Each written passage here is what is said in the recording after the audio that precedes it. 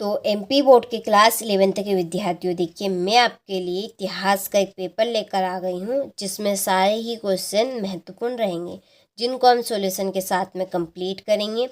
ये पेपर आपका Hindi medium plus English medium दोनों क्लासों के लिए रहेगा। तो चलिए शुरू करते हैं, उस सारे ही क्वेश्चन हम सॉल्यूशन के साथ में कंप्लीट करेंगे। तो देखिए पहले प्रश्न में है सही विकल्प चुनिए। इसका पहला क्वेश्चन है कि रोमन साम्राज्य की राज की भाषा थी, तो इसका आंसर है आपका लैटिन। दूसरा पेपायरस है, तो जो पेपायरस है वो आपका एक पौधा है। तीसरा है, तो देखिए तीसरा है चंगेज खां का प्रारंभिक यानी कि मूल नाम क्या था, तो उनका मूल नाम था तेमुजिन। चौथा है कैथेड्रल नगर किस देश में है, तो यह आपका फ्रांस में। कहाँ पे है? फ्रांस में। पांचवा है सूक्ष्मदर्शी का आविष्कार किसने किया था, रोजर बेकन ने। नानकिन की संधि कब हुई थी, 1842 ईस्वी में। ठीक है, चलिए इसके बाद में ये आपके इंग्लिश मीडियम वालों के लिए है, टिक यहाँ पे कर देती हूँ, आप इनको कंप्लीट कर लीजिएगा। ठीक है, तीसरे का है और दूसरे चौथे का आपका सी रहेगा फ्रांस, पांचवे का बी और छठे का भी बी रहेगा। ठीक है, चलिए हो गया।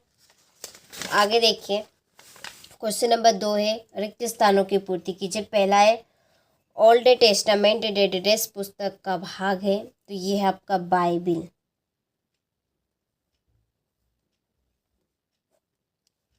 दूसरा रोम आधुनिक डेडेस में स्थित है, तो ये है आपका इटली।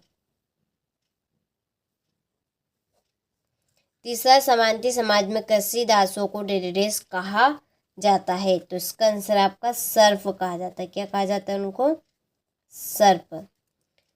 चौथा है समांति व्यवस्था में सर्वाधिक शोषित वर्ग डेडेस का था, ये किसका था? कृषकों का। कृषकों का। दी लास्ट जजमेंट नामक चित्र के चित्रकार डेडेस है, तो इसका आंसर है आपका माइकल एंजिनो।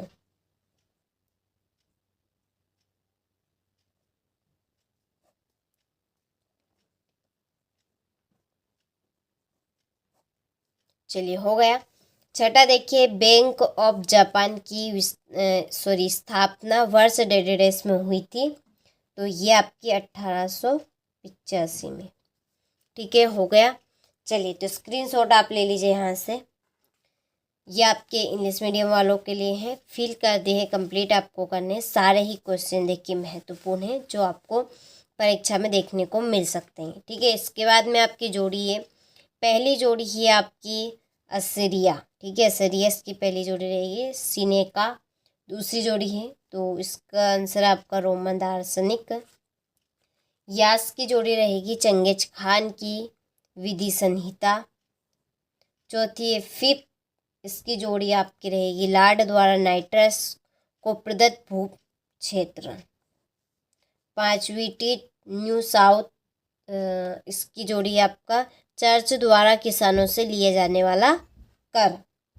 ठीक है, ये आपकी पांचवी जोड़ी। छठी पॉप, पॉप की आपकी जोड़ी रहेगी कैथोलिक चर्च का प्रमुख। ठीक है, ये आपकी छठी। और जेम्स कुक की न्यू साउथ वेल्स, ये आपकी सातवीं रहेगी। ठीक है, हो गया।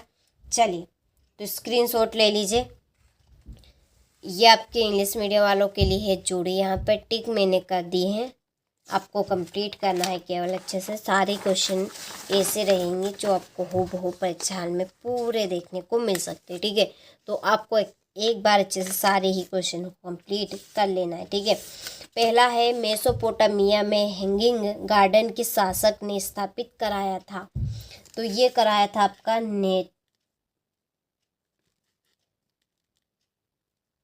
नेबूचारेजार ने।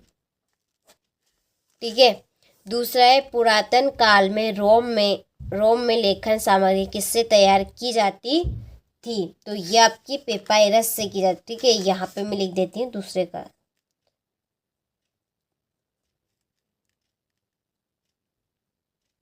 ये आपका दूसरे का आंसर, ठीक है, पेपाइरस। और तीसरा है, मठों में रहने वाले भिक्षुओं को किस नाम से जाना जाता था? तो उनको मॉक के नाम से जाना जाता, किसके नाम के? मॉक। चौथा है, होपी किस प्रकार का समुदाय था? तो ये आपका आदिवासी।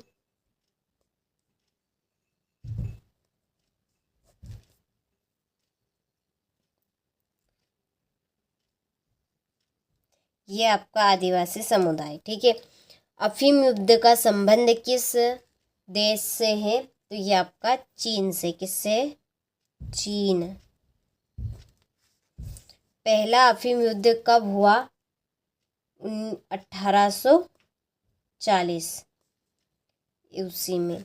और पीपुल्स रिपब्लिक ऑफ चाइना की स्थापना कब हुई? 1949 को, ठीक है। चलिए, हो गया। यहाँ से स्क्रीनशॉट ले लीजिए आप। चलिए, इसके बाद में ये आपके इंग्लिश मीडियम वालों के लिए है। ये आपके दूसरे में पेपाइरस है, ठीक है। यहाँ पे देख सकते हैं, अभी ट्रांसलेट आप कर लीजिएगा। यहाँ से हो गया। चलिए, क्वेश्चन नंबर आपका 5 है, सत्य सत्य लिखिए। पहला है, मेसोपोटामिया के लोग ताम्रपत्रों पर लिखा करते थे। तो ये बात आपकी सत्य है कि असत्य? बताइए, यदि आपको प्रश्न का आंसर आता है तो देखिए, इसका आंसर आपका असत्य है, ठीक है। वो ताम्रपत्रों पर नहीं लिखा करते थे। दूसरा है, रोमन साम्राज्य में संयुक्त परिवार का प्रचलन था। तो ये आपका सत्य है।